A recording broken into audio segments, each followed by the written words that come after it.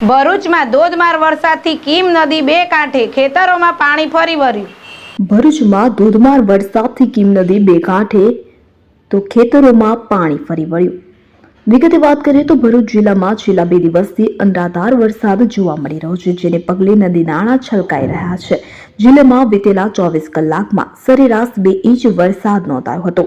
ત્યારે વાલિયા અને નેત્રંગ પંથકમાં વરસેલા વરસાદે ને પગલે કીમ નદીમાં નવા નીરની આવક નોંધાઈ છે. હાંસોટના સાહોલ ગામ નજીકથી પસાર થતી કીમ નદી કે જે બે કાંઠે વહેતી જોવા મળી હતી. કીમ નદીના નીરનો ધસમસતો પ્રવાહ જોવા મળ્યો હતો. આ તરફ કીમ નદીના પુલ નીચે બનાવાયેલ સ્મશાનનો શેડ પણ નદીના પાણીમાં ગરકાવ થઈ ગયો હતો. બીજી તરફ બેસવા માટે મૂકવામાં આવેલ બાકડા પણ નદીના પાણીમાં જોવા મળ્યા હતા. નદી બે કાંઠે વહેતી થતા આસપાસ આવેલા ખેતરોમાં પણ પાણી ફરી વળ્યા હતા. હજુ પણ જો નદીનું જળસ્તર વધશે તો અંકલેશ્વરથી સુરતને જોડતા સ્ટેટ હાઈવે પર વડોલી ગામ નજીક માર્ગ ઉપર વાહન વ્યવહાર પ્રભાવિત થઈ શકે છે.